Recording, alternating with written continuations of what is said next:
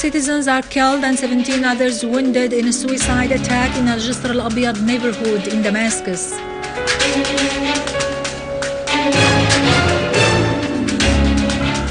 Our armed forces scored new successes in pursuing terrorists.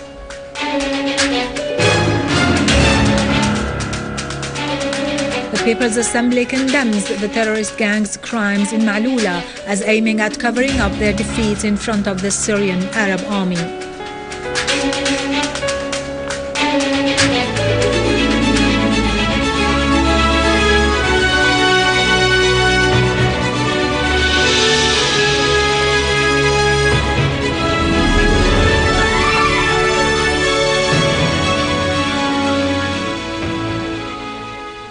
Good afternoon, ladies and gentlemen, and welcome to our news for today.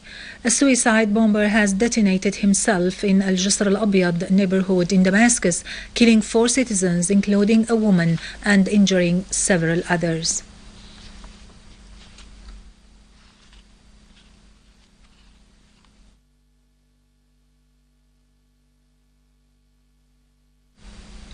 The Syrian Arab Army has tightly ambushed and eliminated an armed terrorist group near Tishreen power station in eastern Ghouta.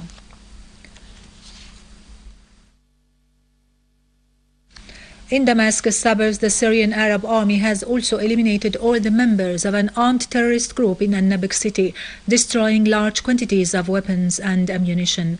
Among the killed terrorists, Sharif al-Qadmous al-Tabaji, a terrorist gang leader, have been identified. The news correspondent has accompanied the Syrian Arab Army troops from Homs-Damascus highway in front of Wadi Saqi district.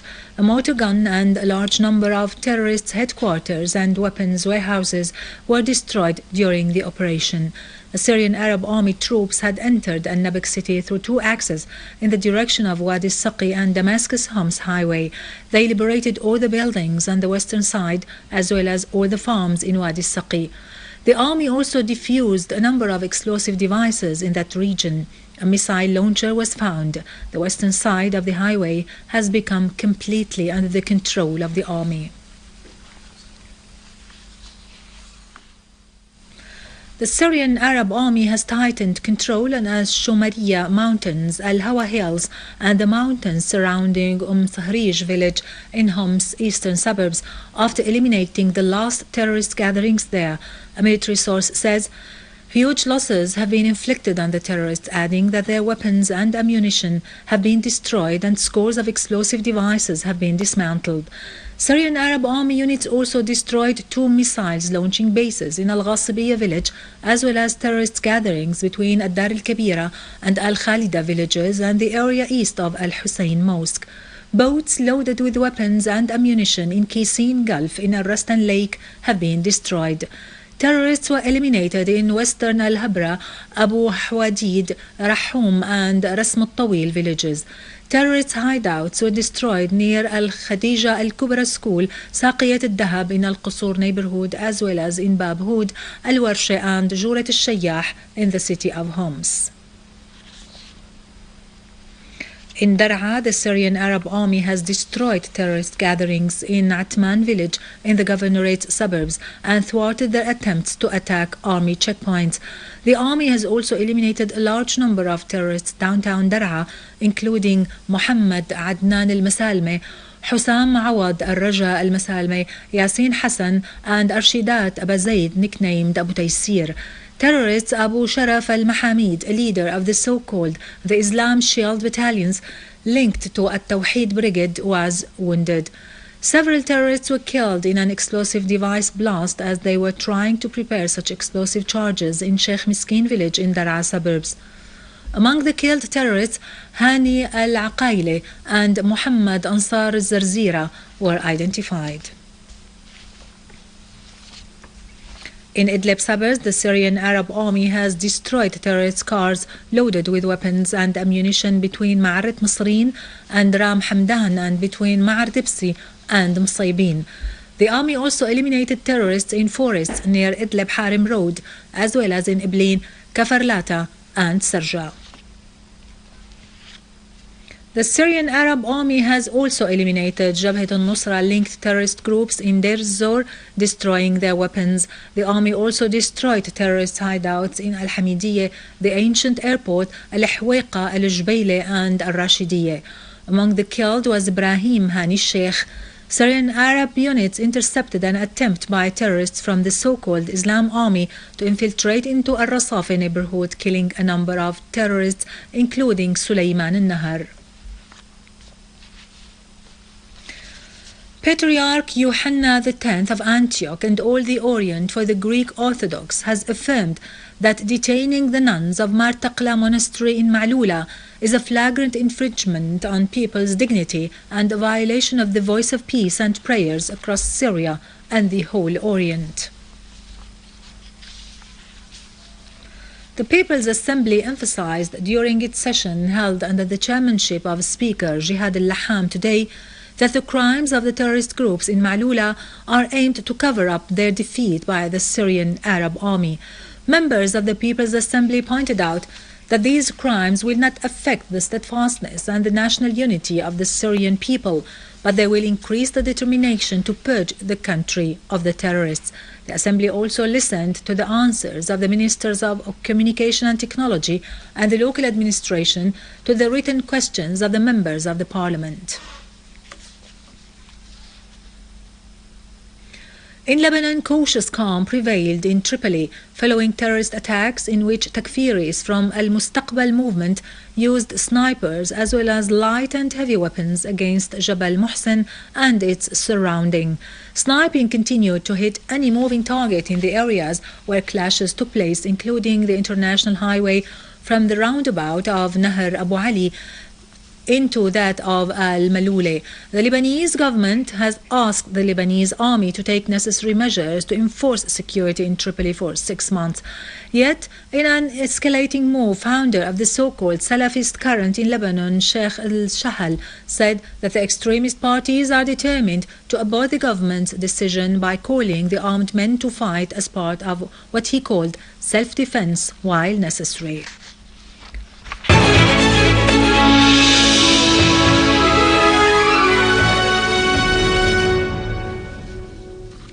Back to our local news, measures to counter poisonous and chemical gases injuries become a priority for the Ministry of Health after some districts had been exposed to them in Khan al-Asal in Aleppo and the eastern Ghouta in Damascus suburbs.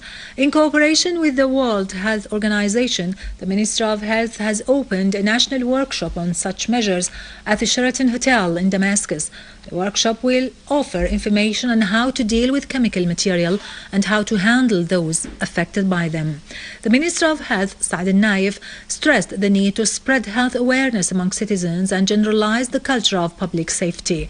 The lecturer in the workshop, the representative of the World Health Organization, Dr. Fred Jeff, said the workshop aimed at training medical cadres and raising people's awareness about the dangers of such material and how to use the relevant antidote. Finally, under the title, The Youth Problems and Concerns in a Changing World, a workshop was held by the Syrian Commission for Family Affairs with the aim of raising awareness among the youth to bring their country out of the crisis. Concentrating on the role of the youth in taking the society out of the crisis, a workshop was held at the Syrian Commission for Family Affairs with the aim of raising awareness among the young generation.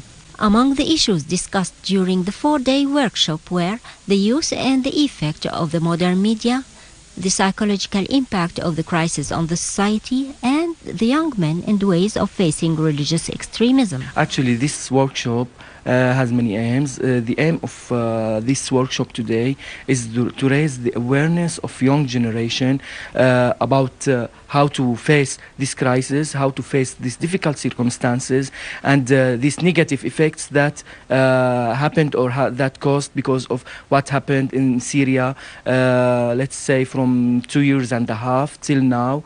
والذي سيقوم بعلاج هذه الأزمة وهذه المشكلة. The ones who will cure us from this crisis are the youth, because they are the main pillars of any reform in this society. Today we talked about extremism, which is being far away from the middle. And we explained the idiom of jihad in Islam, which has 3 degrees. The smaller jihad by carrying arms to defend the country. The bigger jihad, which means efforts to make a living and development, and the great jihad, which is to hold dialogue. As the youth constitute more than half the society, the participants in the workshop were mostly leaders of the youth union and such organizations who believed in their role in building the society. The idioms that were common during the crisis were wrong. They link jihad with killing or with nikah. Our intention is to know the real meanings of these idioms and to spread them among the youth. The workshop also discussed the children's rights and the prohibition of recruiting children in the military, as well as many other issues that relate to the youth. With this, we end our news for today. Thank you for watching. For more details about Syria and the region and to view this bulletin again, you can always visit our website in English, syriaonline.sy. Now to latest business and market news with Nariman Qassam, but after a short break.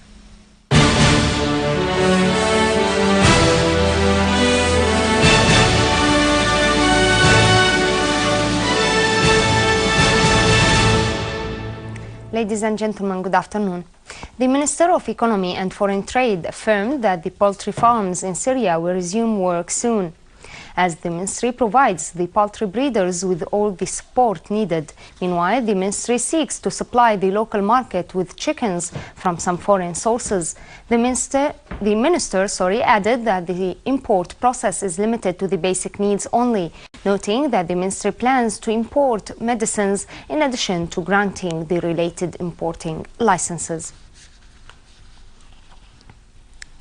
The General Establishment of Miles asserted that its plan for the next year includes grinding more than 3 million tons of wheat to produce about 236,000 tons of flour in order to meet the demand of 34 miles in all the governorates.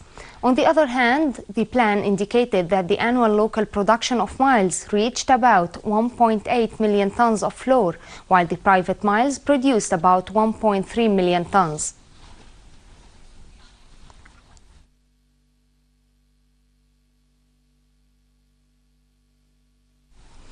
The weekly trading value of Damascus Securities Exchange is still stable relatively for more than 2 months for now, amid speculations that the relative stability may continue until the end of this year.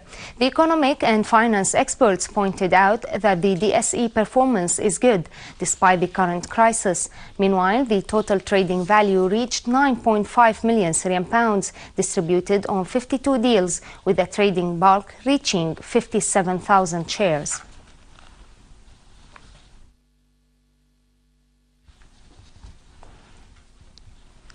U.S. crude oil rose for a third day amid forecasts that the crude stockpiles dropped last week for the first time since September in the U.S., the world's biggest oil consumer. Futures climbed 0.5%. Brent for January settlement was up 1 cent to reach $111 a barrel.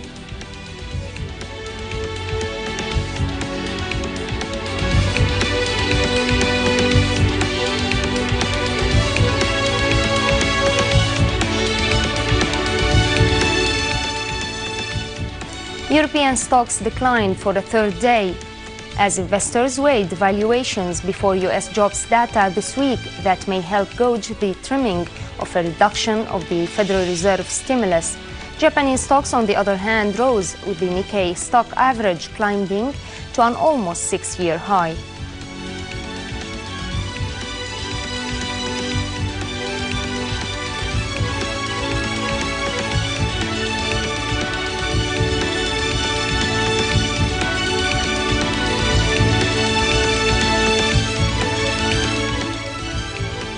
Gold advanced from a 5-month low after the biggest one-day drop since October, as investors assessed whether the U.S. economy is strong enough to warrant a reduction in the monetary stimulus.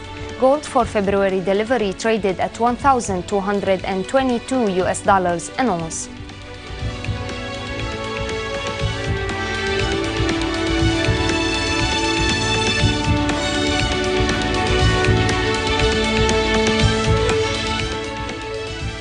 The dollar rose to its strongest level versus the yen in more than 6 months, as investors weigh whether signs of the strengthening economy will be enough for the Federal Reserve to reduce currency debasing stimulus measures.